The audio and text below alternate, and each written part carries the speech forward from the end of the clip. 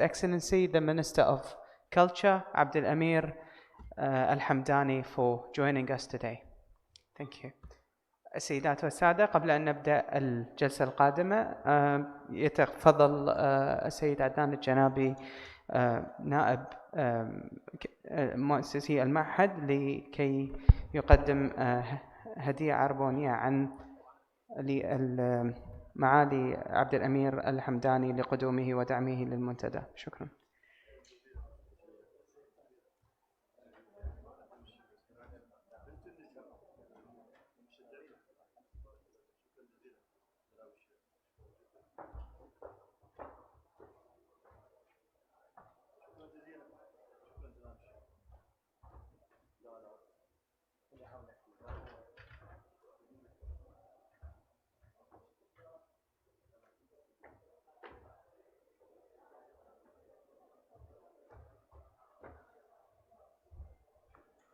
Thank you very much. Now we will proceed to the next session.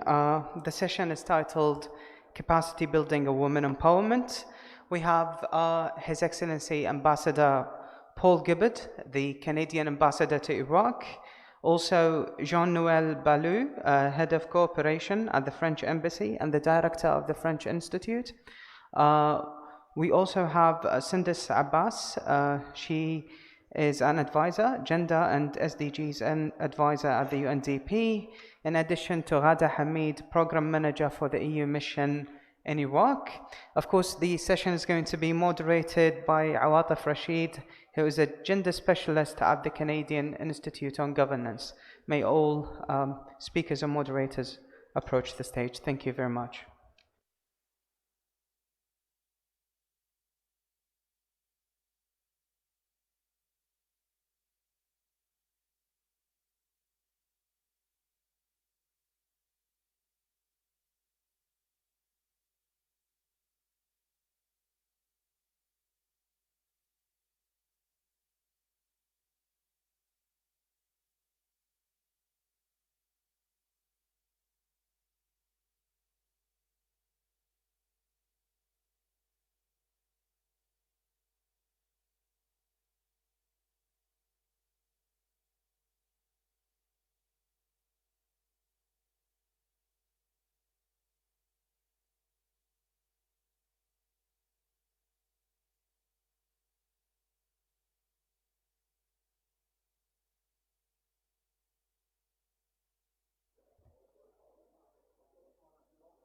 So we're waiting for His Excellency Paul Gibbard.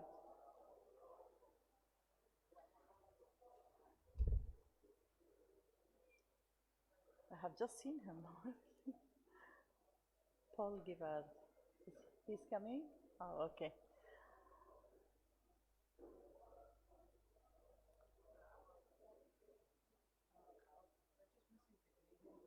Yeah.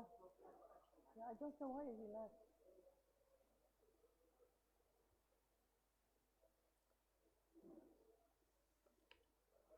It's 4:30, and I bet you everybody is tired and sleepy. We're coming to the hot topic. That's energizing for everybody.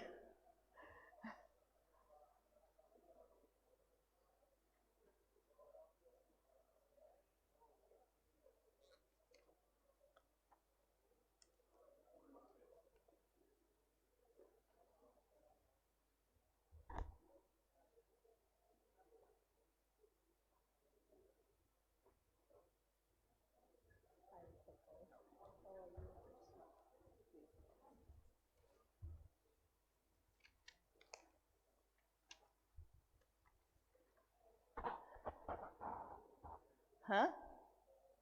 Hey, okay. Hi, everybody. Good afternoon. We're coming to the hot topic, as I mentioned, women, capacity building, women's empowerment. And when we say women's empowerment, we're talking politically and economically. So as you know, Iraqi women have been impacted by the wars, by the economic sanctions, by the political, economic, social and all kinds of changes that have been going on since 1958 probably, or earlier than that. When we're talking about Iraqi women, we're talking about poverty, about displacement, about sexual violence, about domestic violence, about all kinds of violence. Also, we're talking about the leadership, women's power, and women's strength to make a change within the Iraqi community. Um, of course, throughout the history, we have great examples of women's leadership. We had ministers in 1959. We had the first female minister in Iraq, while in 2019 we don't have any female minister. I think it's the status of Iraqi women is deteriorating, and we need to do something about that. Thank God the international community has so much input in this.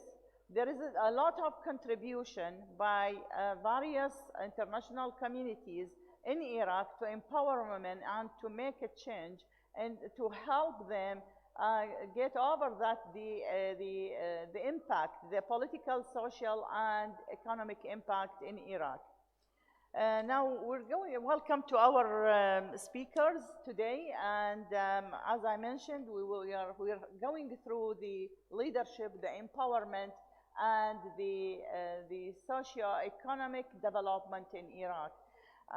First, we're going to as for Canada, now His Excellency Ambassador Paul Gibbard is here today to tell us about how Canada is dealing with this, what's the influence of the Canadian existence in Iraq, what are the programs that they are doing. In 2018, October 2018, Canada signed an agreement with the Iraqi government and the World Bank to strengthen systems in Iraq and to empower women economically and politically. Mr. Gibbard, would you like to tell us something about the Canadian engagement in Iraq? Do you have a speech, or you would like to? Yeah, please go ahead. What would you prefer? Would you like me to speak here or at the podium? Whatever you like. Okay.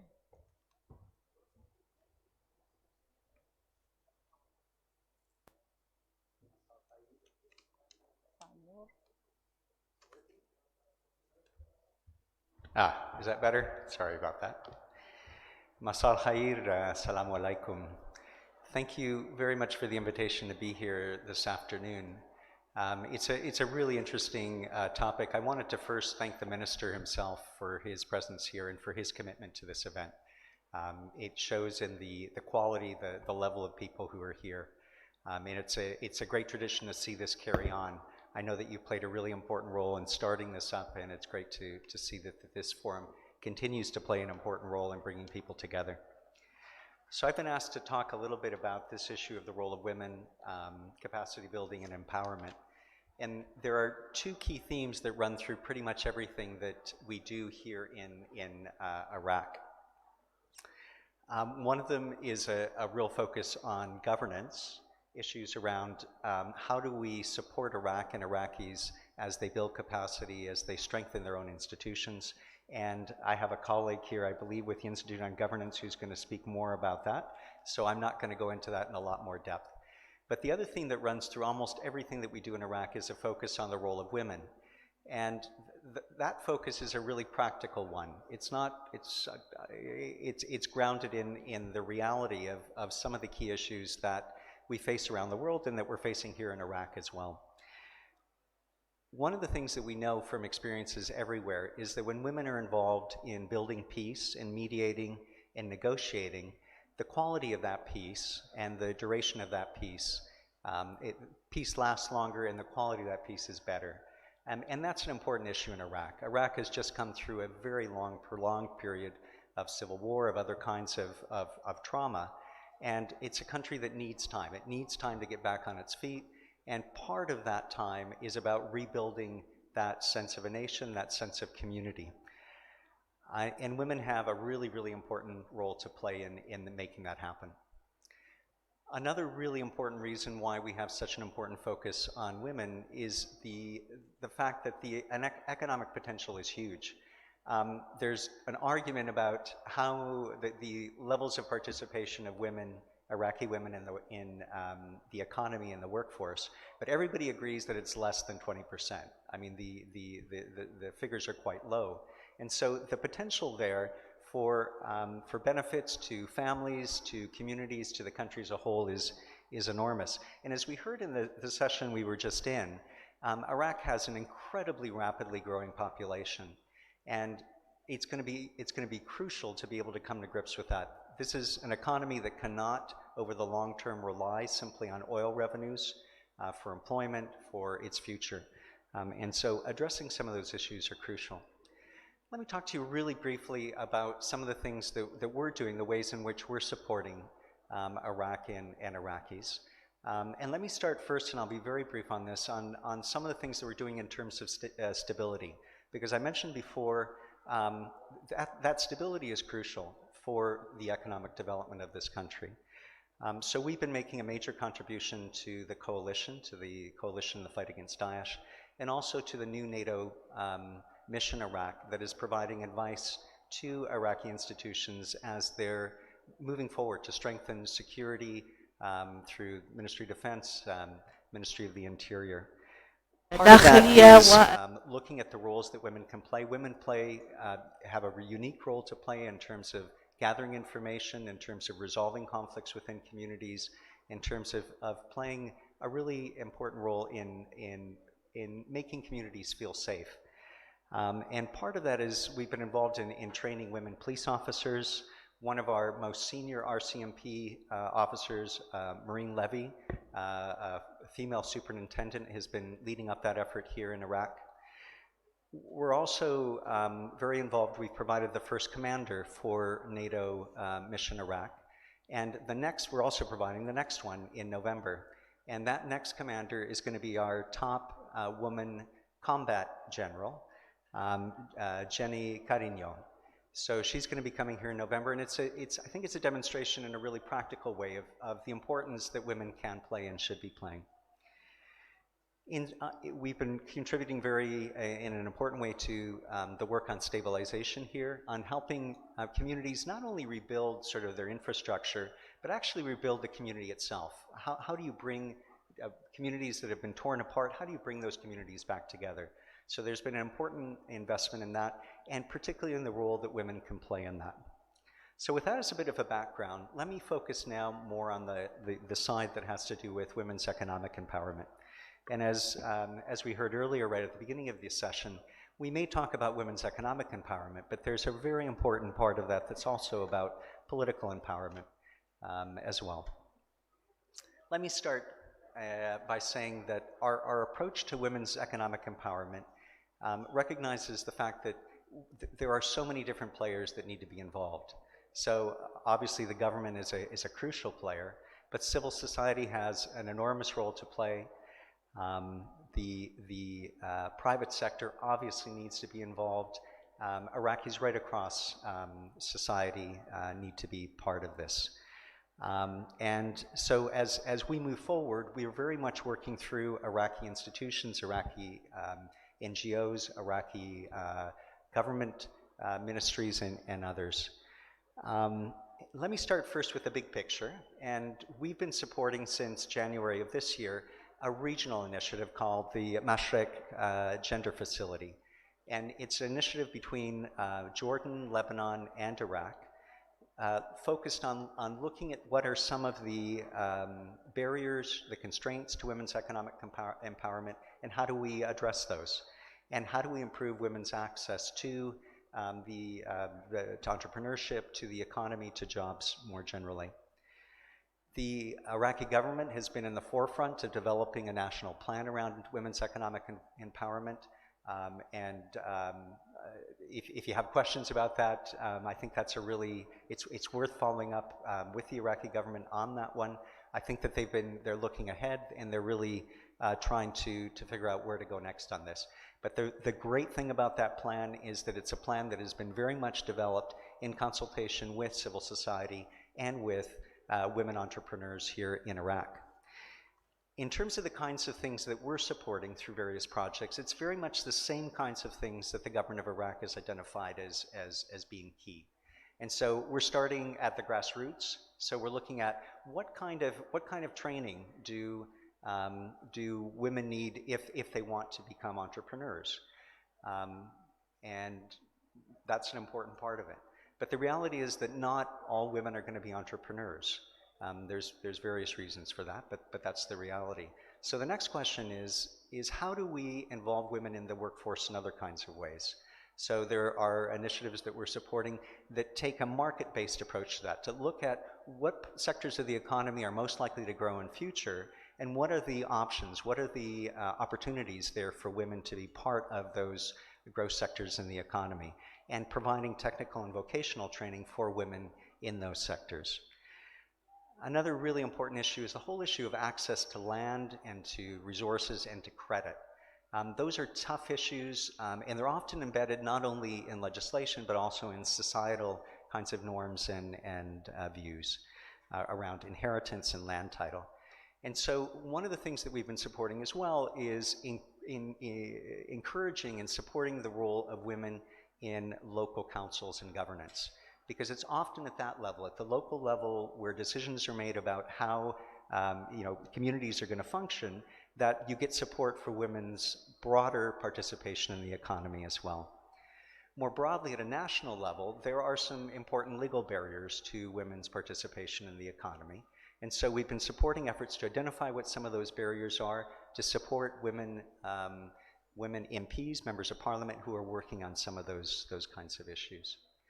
When we look at the workplace itself, it's important, I think, for women to be aware of their rights within the workplace, but also for people more generally, men in the workplace, to be aware of the fact that they have women colleagues in the workplace and some of the challenges that they face and how they can be supportive of women in the workplace.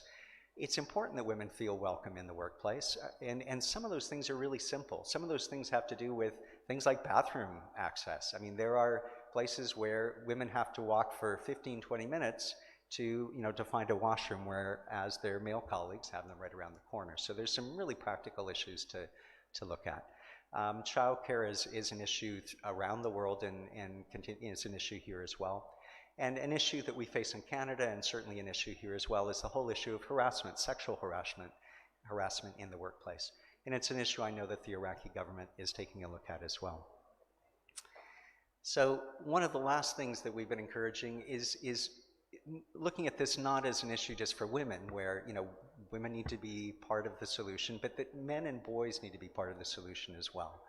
Because we are a society together, it's important that we have positive role models and that we recognize that all of us have an important role to play.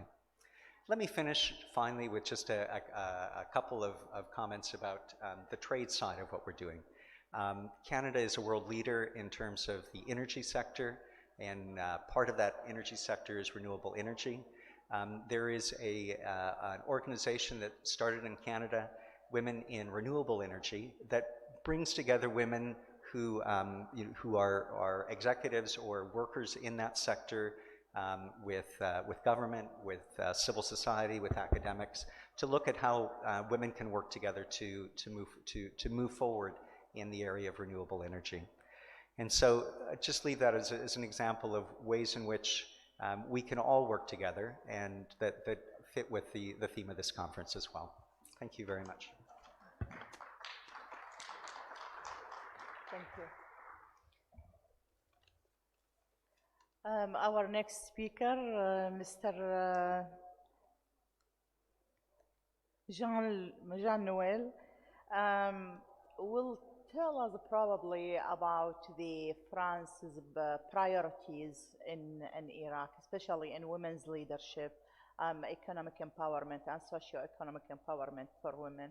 What is aligned between France and the Iraq alliance framework and Iraq's, so that they are doing the job to help support Iraqi women's leadership? Would you like to? Yes, please. Thank you.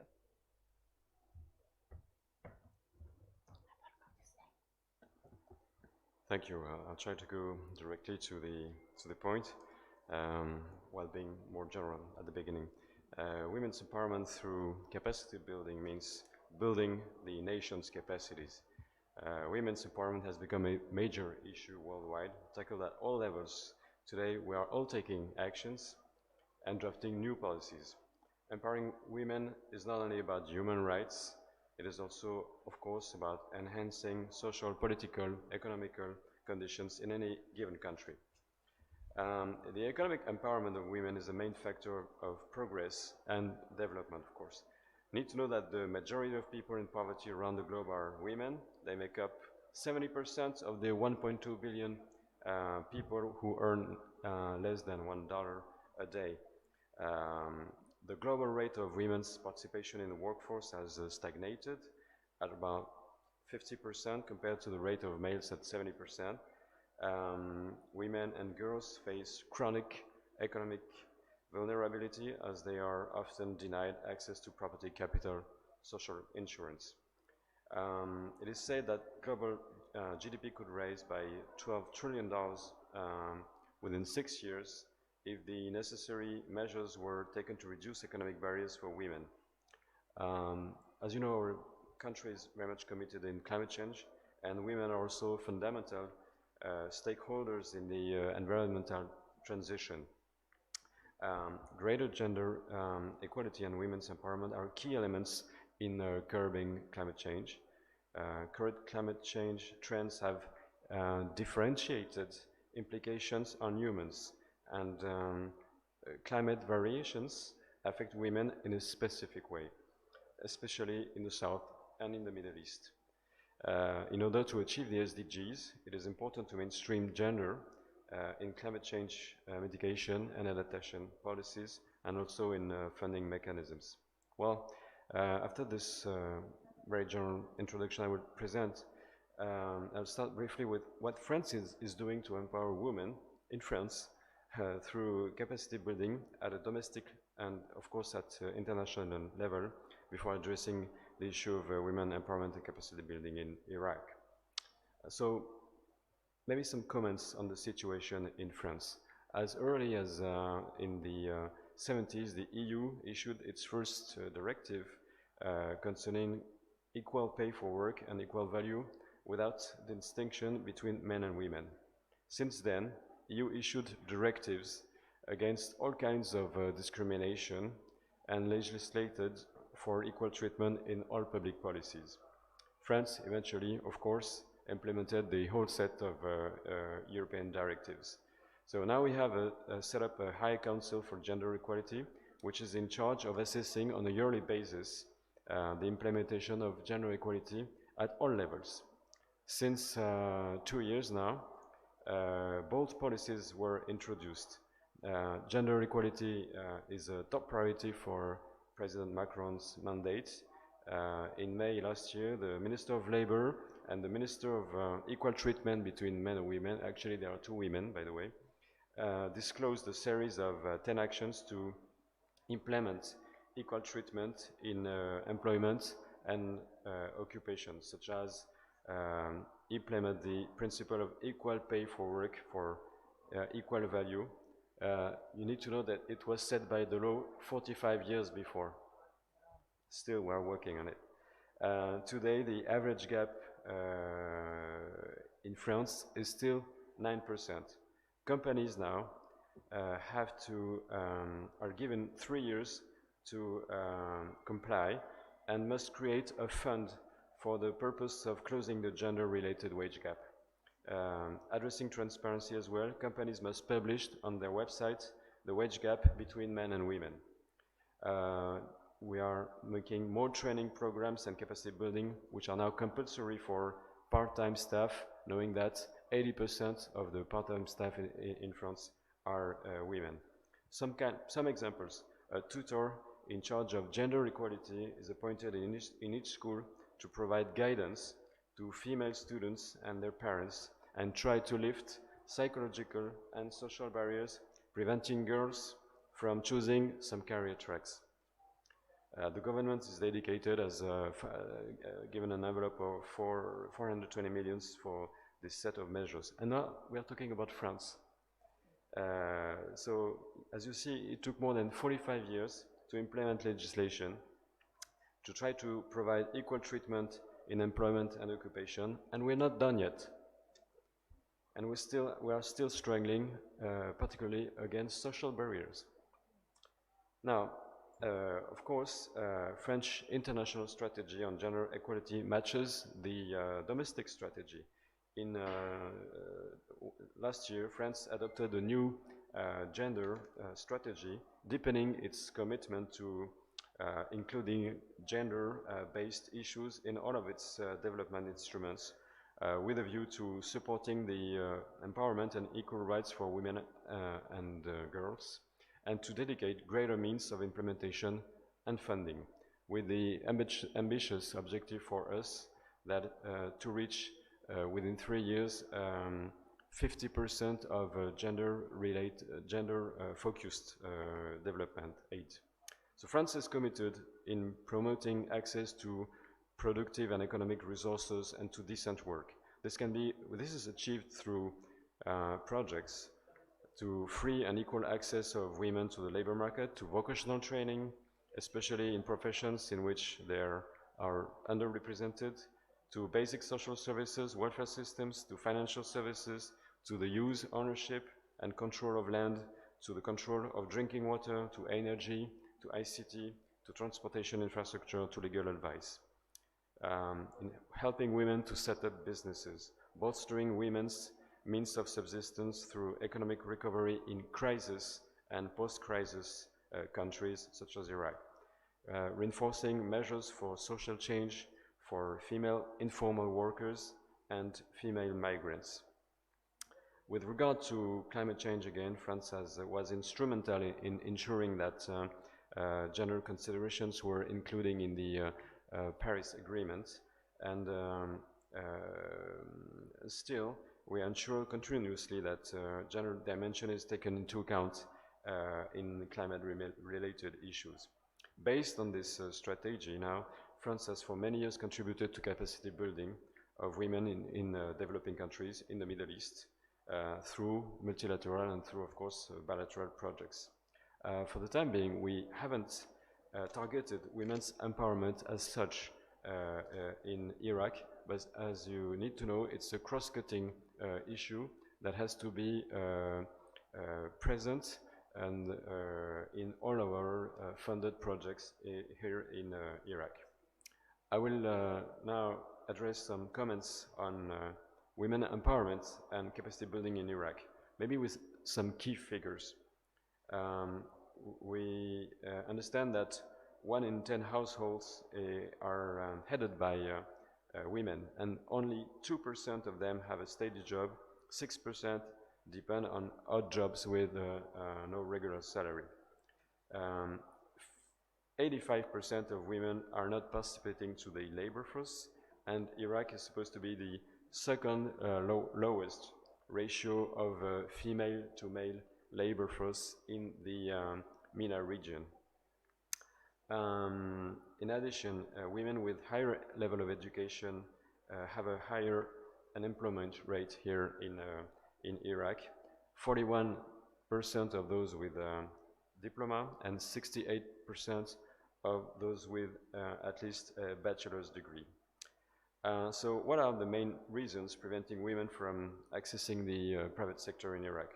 Well, most probably economic barriers to participation, finance, jobs, transportation, legal rules and processes, discrimination, marriage, divorce, property.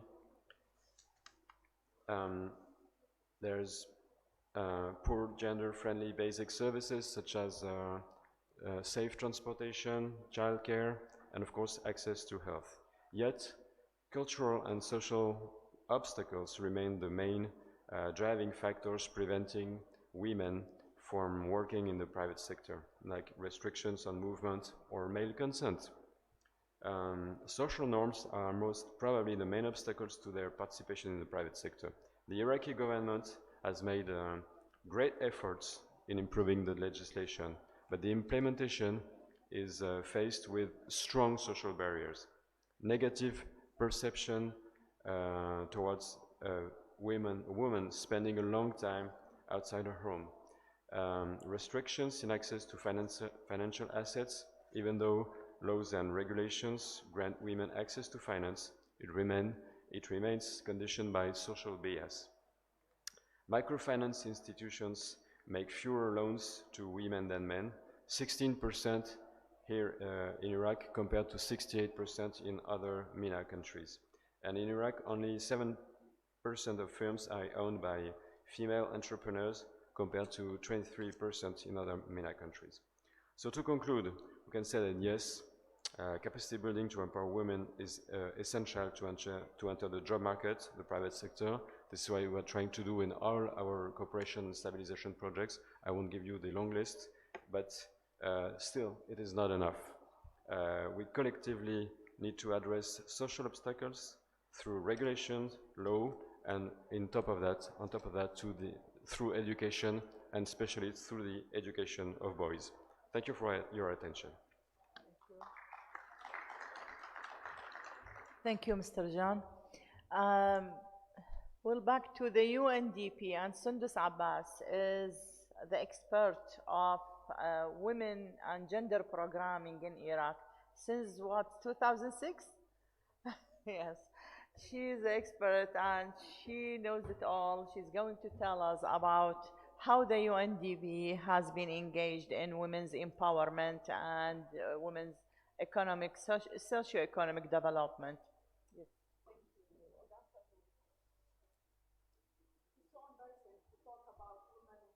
Empowerment in Iraq after Canadian experience and the EU. Really, it is very challenging.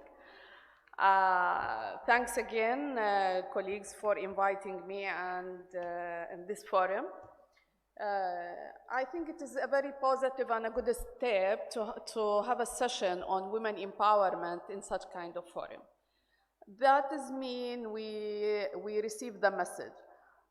Women are a main player in development in different sectors. When we are trying to discussing empowerment, we need to think about different categories of women and different categories of empowerment. Will we discuss the political empowerment, or we are looking for the economic and social empowerment? And before this and that, what is empowerment? It is only about enabling people. Why are we always thinking that only women need to be empowered? What about men? What about young men? So this is always put in a big question if empowerment is a strategy or it is only programs for capacity building. And from there, UNDP believe always that empowering women in different categories, in different levels, it is about its strategy and how women issues and needs should be taken in consideration in all programs, in all policies. As you are aware, now even Iraq and all other countries, the global agenda calling for sustainable development. But maybe we need to ask if sustainable development goals and the 2030 agenda has taken in consideration women's roles and needs and priorities. And here I would like to share with you, and maybe all of you aware about this agenda, which mostly focus on justice, on people, on resources, but also in its heart, it taking in consideration the role of women. And of course, we cannot talk about empowerment without touching gender equality. Our women are fully recognized, our women are fully participate in, for example, in market labor or in decision-making positions and in education. All these questions need to be put on the table. If you look at the 2030 agenda, we will find the fifth goal, which is touch the violence against women, discrimination, women, and the health of women, and different perspectives. But is it only the fifth goal? Actually not. Everybody recognizes that all goals need to look at women issues and needs. If you have a look on the goal 1, which is related to ending poverty globally, we will find that 43% of its indicator, it is touching the women issues and needs. If you look at goal 8, it is around 41% of its target, it is directly talking about women needs. Goal 4, ensuring the good education, 73 of its indicator, it is related to women issues. That is why we cannot talk about any development, any goals within 2030 agenda without taking in consideration women needs and so that is why, again, we are now trying to think differently from different triangles about women issues. We need to think about women not only as victims in wars and conflicts, but we need to recognize that women are peace builders. Women are in the front line within the disasters, and women also can be as an early warning mechanism in all the different situations in the country. I would like to share with you that McKinsey International Institution has a study tried to measure if we bridge the gap between women and men, how can we measure the growth in GDP globally? They discovered that this will increase the development to 22% from the case that the women are in this situation and far away from the development. UNDP look at all these realities and also look at the situation of this country and the women's situation in this country. As my dear friend Ms. Awataf mentioned, in history you can find that Iraqi women has a very, very important role in political, economic, and even social. Women are always there, but of course nowadays when someone talks about women's situation, sometimes ignoring that it is part of the whole situation in this country. When there is wars, when there is conflict, when there is crisis, it directly reflects on the women's situation. That is why simply we cannot find women in decision-making positions now. That is why simply we can find this withdrawal from education. If you, I don't know if anyone of you look on the new survey on mixed 2018, you will see that the joining education for secondary school for girls, it is around 31, which is disaster. That is mean we need to look again on our education system to ensure that our girls are there, not starting to withdraw from education because of early marriage and because of poverty.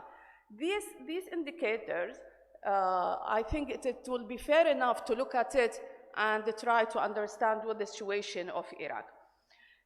In UNDP programs, we are always looking at women as a main player and a main category in the programs.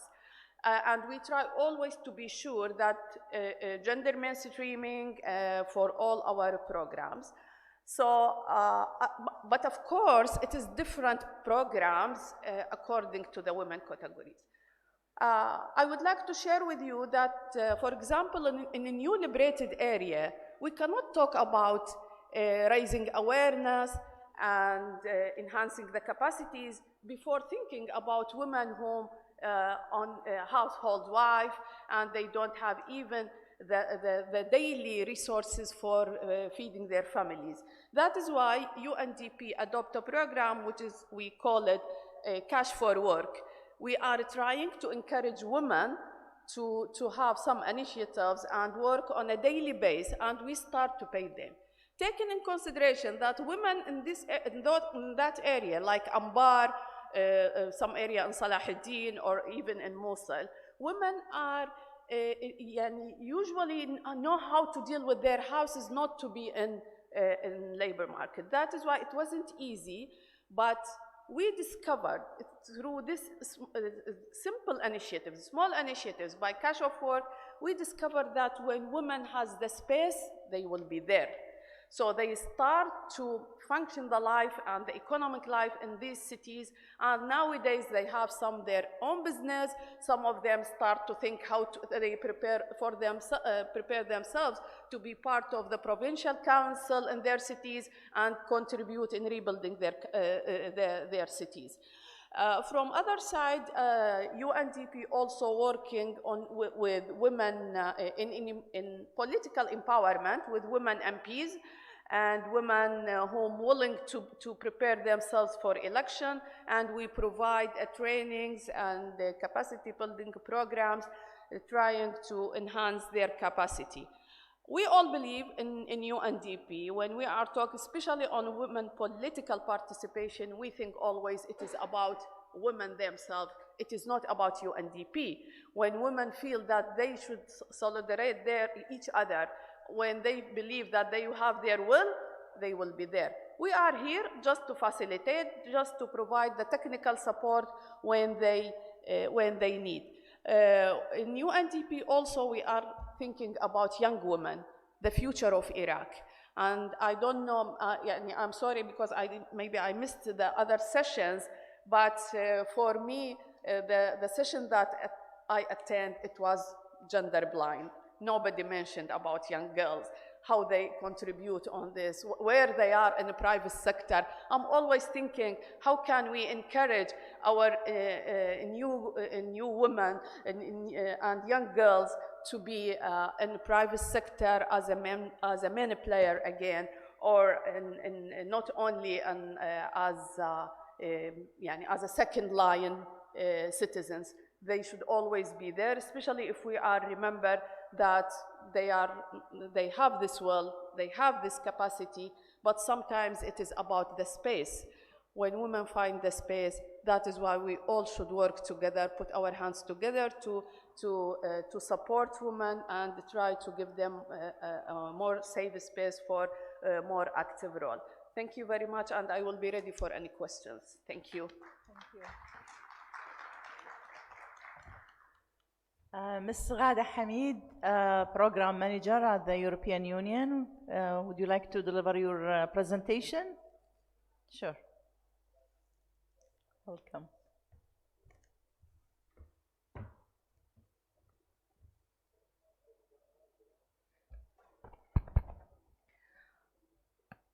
مساء الخير. Your Excellencies, distinguished guests, ladies and gentlemen.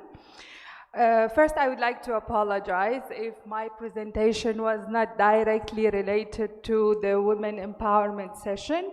It does, however, contribute to the capacity building in the energy sector. So I am delighted to be among you today, especially in the women empowerment and capacity building sector.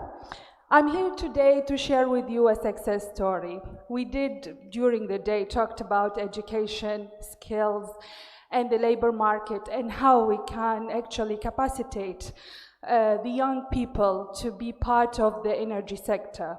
I might have the answer. So, as EU, we are very much dedicated in supporting education sector for years. It is a big portfolio. It's in the core of what we are doing. It's a portfolio of about 50 million euros. It varies. We support general education, basic education. We have projects dedicated for supporting access and, of course, young girls, and they are in the core of what we are doing. In addition to that, we have the TVET portfolio. In TVET, we have a big project with UNESCO, and I'm missing my colleague Rory in the session, in which we are introducing a total reform for the technical vocational education in Iraq. We are tackling the qualification framework, a new TVET law, and of course the curricula. But today I am here actually to talk about a particular initiative in technical vocational education. In this framework or in this project, we are complementing what we are doing in education with our contribution to the energy sector, as we are currently also engaging in supporting the oil and gas and electricity sector together with World Bank. So, sorry, I need a pointer. Oh, yeah.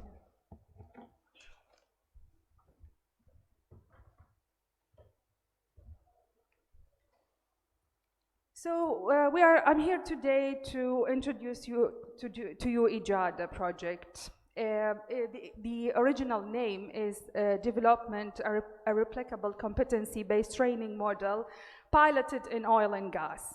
We started this initiative 3 years ago, and as I said, it's a part of a broader intervention for us to support the vocational training in Iraq.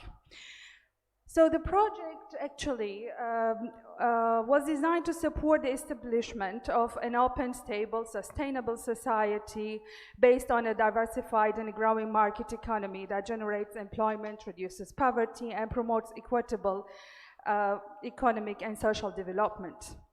So for this objective to be met, we have several activities that we have to meet, of course, or objectives. First, we have the labor market survey, and whoever interested in entering the oil market as a young or from the youth, we might also have the answer. With our team of experts at Ernst & Young, we find out specifically what are the jobs needed for the oil sector for young people. We also have the second objective of writing the new curricula, the competence-based training models. We do also have the train of trainers. We are supposed to pilot, or actually we did pilot the new CBT models, and then we need to develop an apprenticeship scheme. I want to go back to the labor market survey, and I want to say out of loud the professions or the occupations that we found out that it's needed for the oil sector. I think this piece of information is really important, especially that we are approaching the school year, and it is time for students to know what labor market needs for them to study, and this how we link the skills with the labor market. So production operators is needed, welding technicians, electrical maintenance technicians, mechanical maintenance technicians, and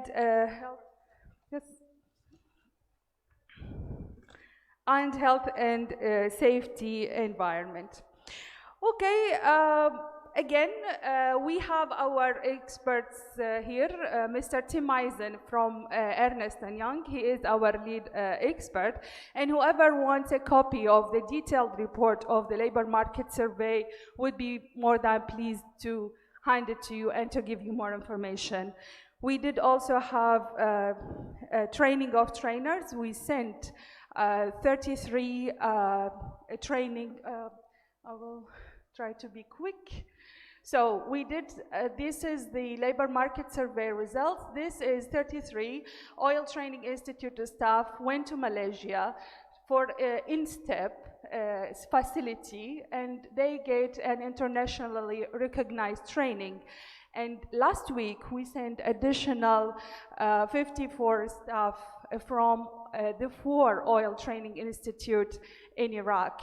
I just want to let you know that when we started this project, the idea was to pilot it in 2 governorates only, in Baghdad and Basra.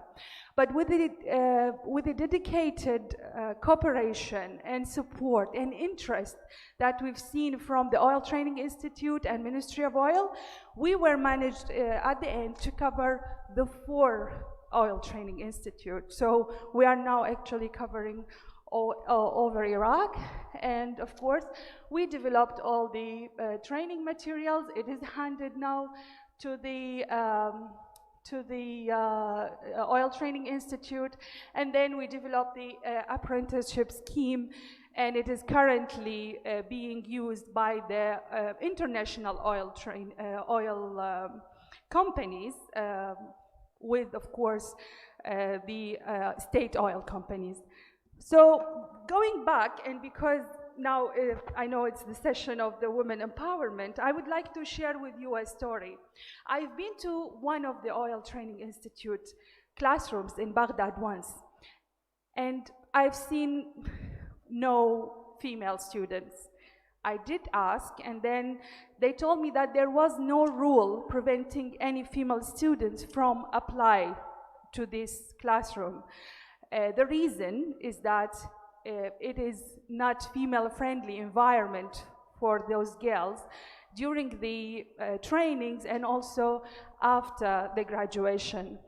So it is sad, of course, and I don't want you or anyone else, it would be wrong to attribute this to our culture, because I myself, I am an engineer. So we know that there are some girls who are ready to get into this field. It is our duty to help them and to enable them. So I hope for this session, actually, to tackle this issue, and we can together bring some solutions for this.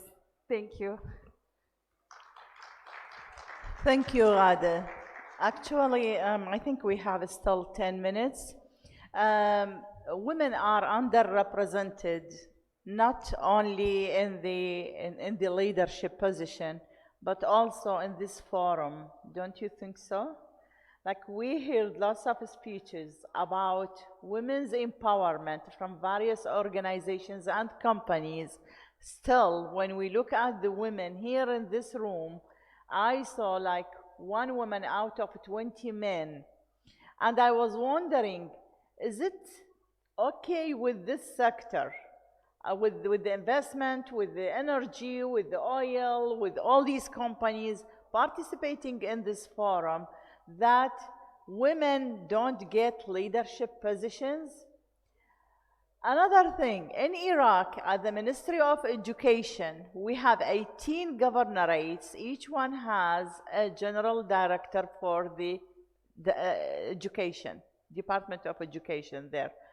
And no one of them is headed by a woman.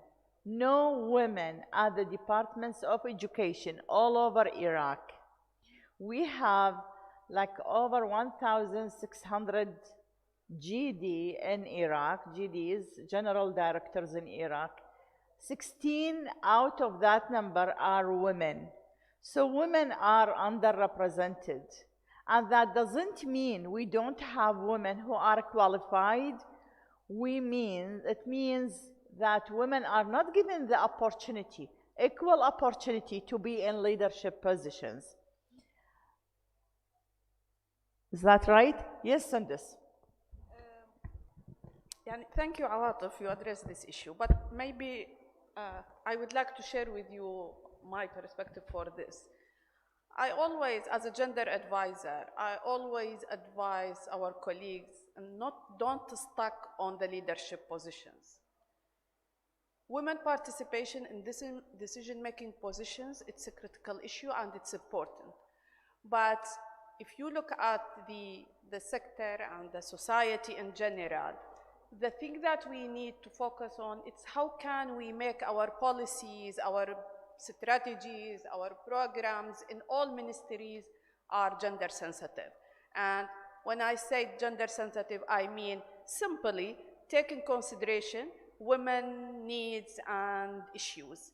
That is most important than having women, because from the experience in different countries, sometimes having more women in decision-making positions, it will not the end of the story, because if they will be in the decision-making positions, they should make the impact. They should have changing all the policies and the programs. maybe it is useful to use this momentum and talk about the strategies in ministry like Ministry of Electricity or the sector of energy. Here we think that really we need to rethink about the role of women in these policies or in these sectors. I know that, and maybe His Excellency the Minister knows that we have a gender unit, for example, in the Ministry of Electricity. And they are very active, they try, but it is not easy for them, and on this level of unit, to see the minister maybe for the whole year. Yeah. It is not easy for them, right? But if minister think that he need to listen to them, to see their perspective or what they think, it will be different.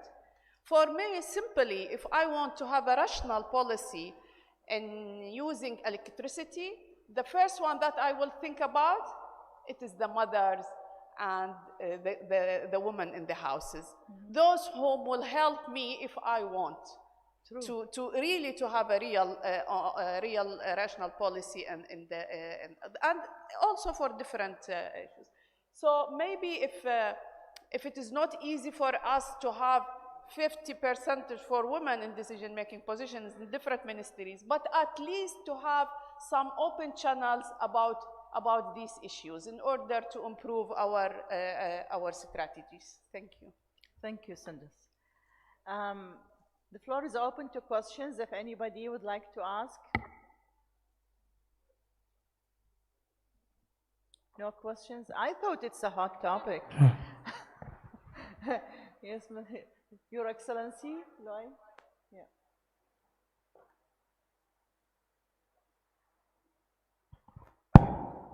Thank you. I would like to correct some of the wrong perceptions here. When I first founded this platform back in 2012, and it was launched on quite an interesting date, the 12th of the 12th, 2012.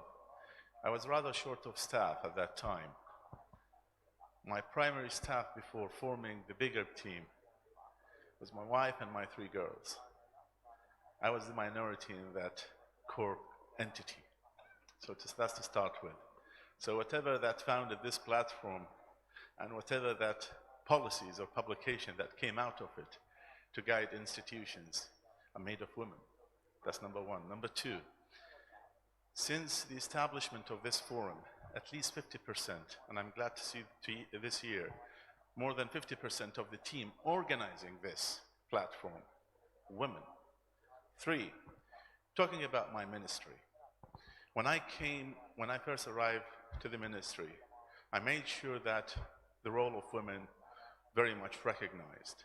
Since then, key decision makers, director generals, and I would count at least 2 director generals within the main directorate, within the headquarters of the ministry, are women. So that's 30%, 2 out of 6. 2 months ago, I instructed the change of board of directors at all state-owned companies that affiliated with the Ministry of Electricity to have at least 1 member female. Now, 3, some key players in terms of like decision-making and organizing the work within the ministry, notably, for example, the contract committee or investment or legal, women. And last but not least, when I tour many of the offices and basically companies that related to the Ministry of Electricity or substations and so on, I'm glad to see the role of women very much recognized.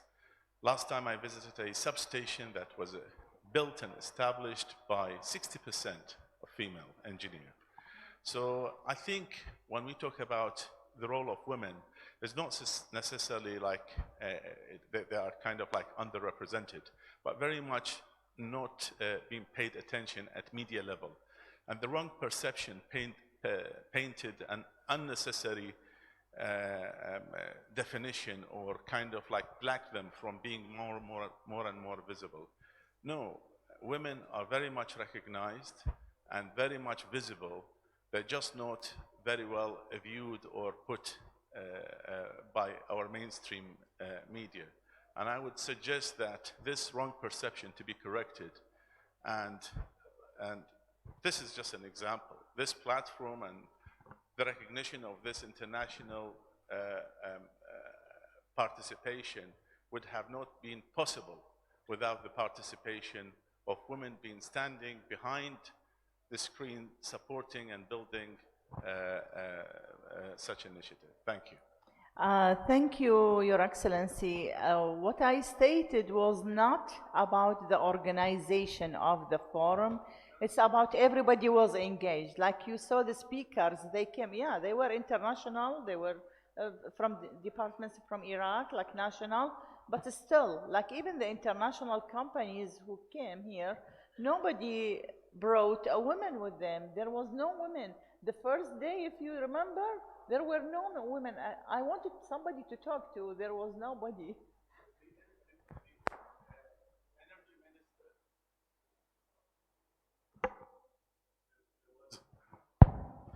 There was a speaker Jordanian. that's the energy minister from Jordan.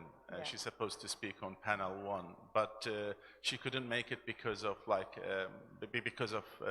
an urgent call to stay in Amman for meeting at the government. So we also invited about 2-3 speakers, but they couldn't make it because of last-minute commitments.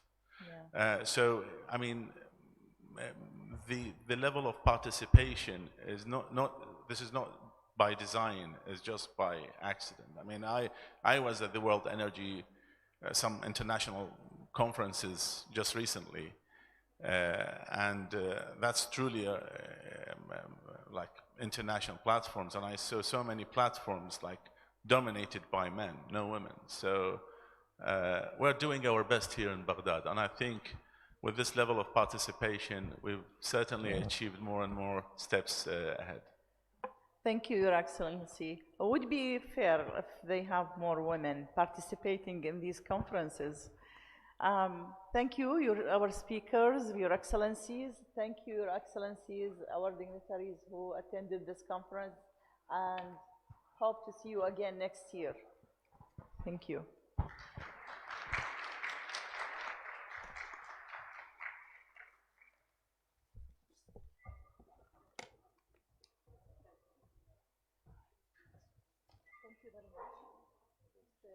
Thank you very much.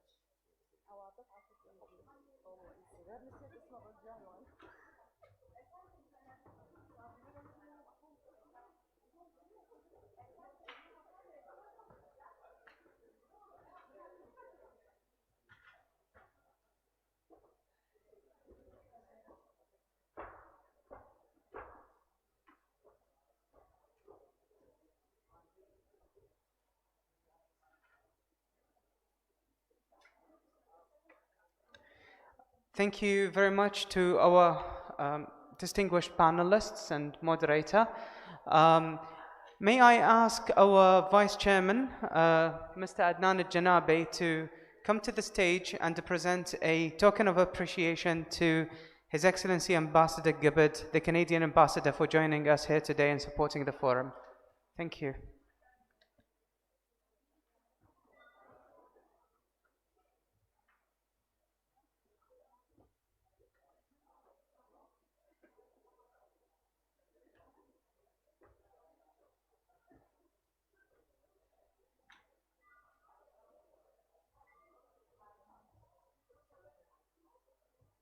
Well, this is Gilgamesh.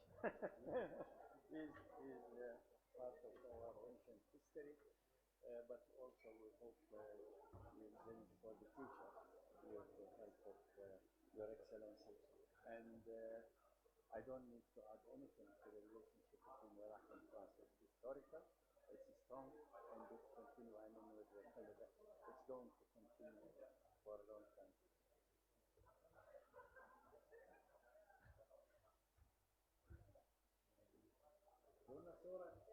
When مصورين. Okay. Thank you.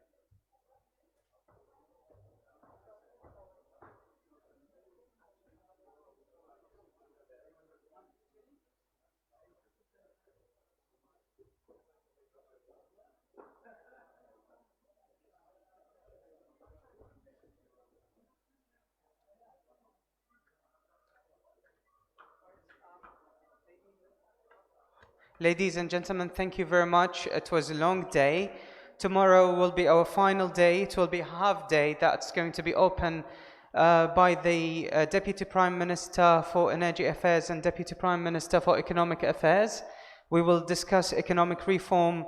Tomorrow is going to be a single session day with a coffee break, and then we will end this. Thus far, we had 3 days that were quite exhausting, but at the same time quite insightful and knowledgeable. So hopefully we see you again tomorrow morning. Thank you very much. Have a good day.